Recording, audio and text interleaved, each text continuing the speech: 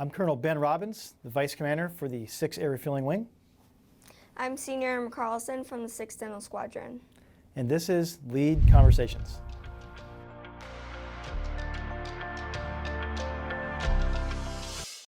Do you want me to start from the beginning? Let's start from the beginning. Okay, yes sir. So I got married February 2nd of 2018. About a month into it, he told me that he was going to wrap his car around a tree. We got into an argument. So I got our chain of command involved. We were able to talk him down. We had to go to family advocacy. He had to go to mental health. We kept getting arguments. There was physical abuse and mental abuse. So around August of 2018, I decided that we were going to separate. September 6th of 2018, all of my command and his command knocked on my door around 5 o'clock in the morning and told me he had committed suicide. What helps you get through the dark days and the tough times now? So I always, I do always have, I still think about him, everything that has happened. I just, I look at it now as I know he had, mental illness, and, it's a real thing. But what helps me get through it now is that, I'm only 24 years old, and I can't let that stop me from living my life, Life's rough, it really is, but, I'm tougher, I'm stronger. That's the way I look at it. So welcome. Thank you. Courtney, this is an honor for me to sit with you. So Thank you, sir. You've done this before, Yes, and sir. on big stages. Yes, sir. With Chief Wright. Yes, sir. And the Air Force Sergeant Association. You have any good pointers for me as we go through this? Not any pointers, just be yourself, I guess, and just, it's just an honor to be here today, I guess, to be able to be there for my airmen and show them that it's okay to not be okay. Yeah, this is a really important conversation, It is, right? yes, sir. We've had two previous conversations with the commander, Colonel Johnson, talking about diversity and inclusion, and Chief Green talking about diversity and inclusion. Yes, sir. And this is still under the resiliency umbrella. This is an important topic for our Air Force, and I'm just honored to be here with you to do this. This is good. Too. So how you want to do this? You want to go first? You want me to go first? I'll go first. Okay. Has suicide impacted your life? Have impacted you in your life? Oof. Absolutely. More so than ever. Growing up, you never, ever, ever think that the bad things will happen to you, especially when you're little. You grow up, you hear stories, and you're like, of course that's very sad, but that's never going to happen to me. And then it happens to you, and kind of your life turns upside down, and you don't know what to do. And that still to this day, I go to mental health. I get counseling. I still need that support from everyone around me. If I didn't have it, I would be a complete mess. I think I'll always be like that. I think that it's kind of taken part of me. He took part of me with him. And now I have a lot of friends, a lot of girlfriends that, their husbands were in the military, and that same thing happened. And we bond on a whole nother level. And I won't say it's nice because the situation is horrible, but it's nice that I have different individuals that understand what I'm going through. Yeah. So I have people that I can talk to that actually understand what I'm feeling and the emotions that I go through. There's some days that I still can't get out of bed and push myself through the day because, I think about what happened. But it has impacted me, but I love the fact that I can help other airmen. That's probably the best thing to come from it, because suicide is a big part of the world today, if that makes sense. I just feel like it's happening so much more lately, and I'm able to kind of help other airmen or even anyone, and any individual, and talk to them and maybe even help change their life someday. Keep them from taking that next step, or just being that person that they can talk to, and being that ear, and just maybe saying the right thing, or leading them to someone that could say the right thing, and keeping them from doing something that changes their life completely. Okay, so the question I have is, how do you talk about suicide with your team? So this is a good question. A lot of people think that this is kind of a hard conversation to have, especially when I first went through everything that I went through. I feel like my squadron that I had was very, not sure how to talk to me about the situation that I went through. So they just kind of, were like, I'm here for you. But I feel like it's a very big thing to talk about, I feel like there's a lot of our fellow airmen that are going through hard times. Honestly, I feel like all of us go through hard times within our career. No one has a perfect life. No one has, times that aren't difficult. So each and every one of us are going through something. So we all need to reach out. So I feel like just starting off the day with like, how are you doing? How was your weekend? Or, if you need to talk about something, just let me know. Yeah. That's something how just a little kickstart to start about talking about something like that. Never let your airmen feel like they can't come to you, because that's just the start of something that gets bigger and bigger, kind of like a snowball effect. And that's where it all starts, I feel like. No, yeah, you're spot on, and that connection, it's got to start somewhere. We in our command team, we kind of we sit down, we have lunches, and there's 3 things that we kind of talk about that Colonel Johnson brought for us. Is like, where are you from? Right.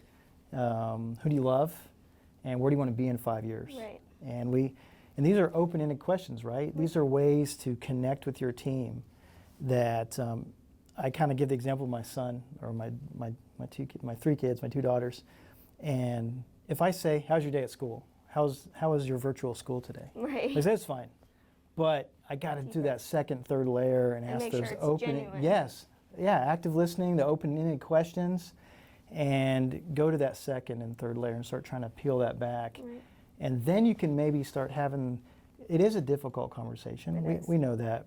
But you get more comfortable when something's off, and you can start to see that about people, and you can ask questions, and hopefully, if someone's in distress, right, that's ultimately that this is about, that you can help them and ask the right questions. And then they feel comfortable enough to come to you. Yeah, absolutely. As deep as that. Yeah, I think these guys know. I work a lot with this PA team here, Right. and they kind of know what you see is what you get. Right, and, exactly. Hopefully they have a comfortable and open door to come to us anytime. Right, yes, sir. Yeah. So my turn? Yes, sir, it is. All right. I'm a little scared. Okay.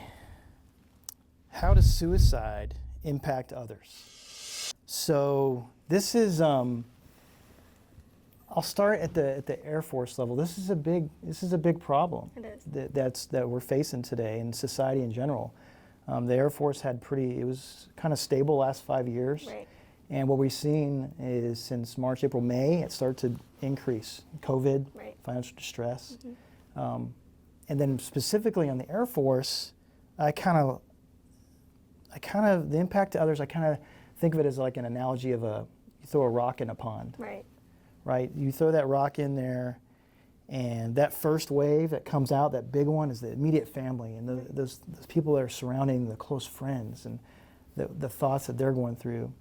And then as it ripples out a little bit, then you have the team at work that they're close to, that they're shoulder to shoulder.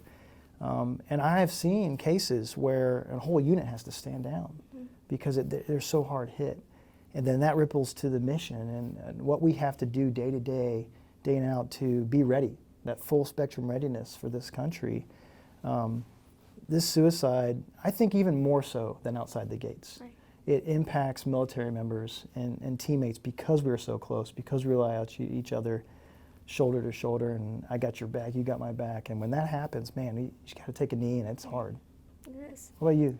I'll take it a little personal, like more personal, I guess. So when my situation happened, which was 2 years ago, I'll tell you, I have not fully recovered from that, and honestly, I never will. So when it hits home, close, personal, family member, spouse, however it is, you never fully recover from that. And whether it be, just certain things kind of trigger you, and affects your everyday life. So I just feel like that's how it kind of affects you as far as your everyday life. Yeah. And so when you think back to that situation and those thoughts start to come in, like what do you do? How do you work through that? Honestly, I just have to remind myself, God gives his toughest battles to his strongest soldiers, and that I just have to keep on fighting for myself and my family, and that, it's okay to not be okay, and, Yeah. I am where I am today because I fought through all of the hard times. That's really interesting. You say it's okay to not be okay. Right. I think sometimes there's a stigma, right, with seeking help, Mm-hmm. and we over and over try to encourage like it's way worse off if you wait, and you're 13 times more likely to damage your career by waiting, and we really just need you to reach out, and those that are around you to reach in. One of my compadres said that you need to reach in and ask people.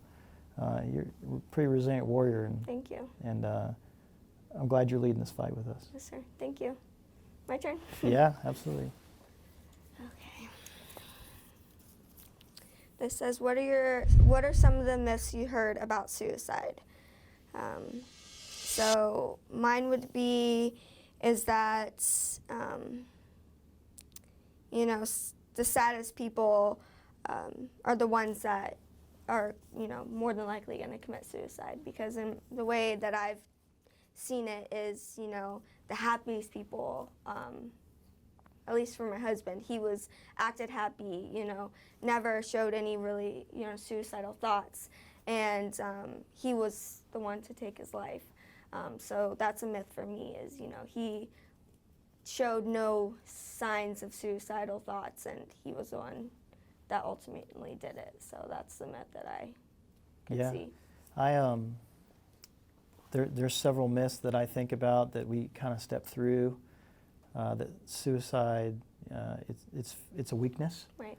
and that's absolutely false. I agree with that one. That perspective, you truly don't really understand what's going through that mind. A lot of people honestly think the world's better off without them, and Right. that's just not true. And so we don't truly understand how bad they're hurting. Right. And really, everybody handles stress differently. I agree. And how you cope with that stress. I mean, it's a biological thing. We've Right. known since the early 1900s how you cope with it. But getting to the point where you feel that's your only place left, Right. the ultimate sign of distress, that's where we need to help. I think another myth that we really need to recognize, that if you talk about it, then it's going to happen. Right. And that's just absolutely false. Right. We know that if you talk about it, you ask the question, hey, are you thinking of hurting yourself? Right.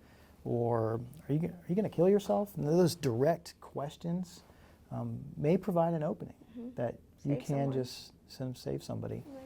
And for the most part, people show some sort of signs. It's whether you, and I have a personal case, a friend of mine that I graduated with from the Air Force Academy, stellar mobility officer, he committed suicide a few months back, and exterior, like you said, the whole thing, and maybe there were some signs that we missed. If we didn't make the calls and pull the string enough and ask the right questions. Like I said, those open-ended questions, not just are you having financial problems, Right. or are you having marital problems, or are you having administrative or judicial problems, those kind of things, but asking what 3 things can I help you with? Exactly. Things like that. Right. But some of these hit close to home. They do. Absolutely. Yeah. I agree. My turn? It is. Oh, okay. I was going to look in the can. I was going to cheat. Okay. True or false? I think we kind of answered this We one. did. It's usually the last person you think. No, absolutely not. Yeah. So there should, like I said, I think there's probably some signs. I think it's true and false, almost. Yeah, okay. So Pull that for me then. I think You can help me that, answer this question. that the happy-go-lucky doesn't want anyone to know, so they hide it. So in front of Yeah. everyone, they're happy, but at home they have all of those, they show who they really are. But then there are some people that show all the symptoms and they really are suicidal, but they can kind of hide it. I don't know, it's hard to explain. I just think that they're both. I agree with you. I think that if you think about how people in general, when you look at social media and Facebook, everything's great. Everything's great. It's just get the perfect world, the perfect family. And you know life is not like that. No. Life's going to have its ups and downs, and you're going to have great days, great weeks, bad days, bad weeks. Oh, absolutely. Or the hits just keep on coming. Again, it's pulling the thread, reaching in and talking to those people, and not just taking at face value. Right. If someone's maybe they make a passing comment like, "Hey, I'm in this kind of distress, but it's going to be fine. Everything's going to be good. It's all good." It's kind of a front. Right. Yeah, you're covering down on it, and so I've seen that in people. I've seen that. I myself. Right. I have gone. It's fine. Right. It's good. Me And too. you're like, man, how am I going to do this one? Right. Yes, But sir. yeah, Yes, absolutely.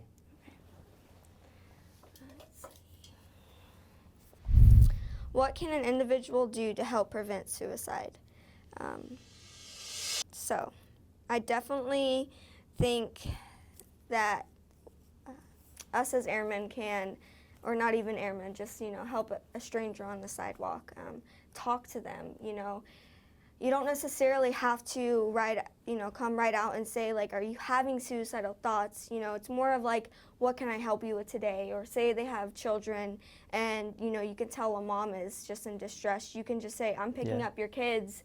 What time do they need to be picked up from school? Or you need groceries, let me go grocery shopping for you. Or just something that helps them get the weight off their shoulders just for a little bit.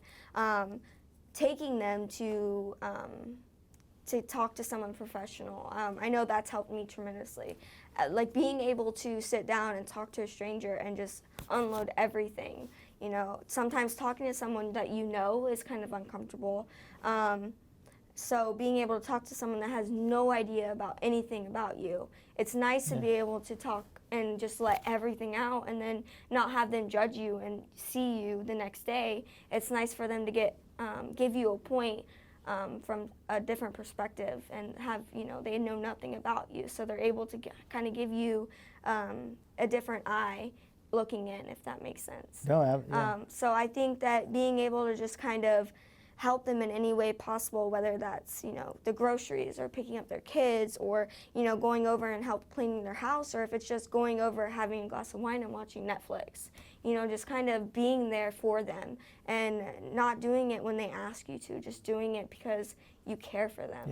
Yeah. Because sometimes I know life gets crazy and All the time. all the time, and I know that especially lately with COVID and all this stuff, life is crazy right now.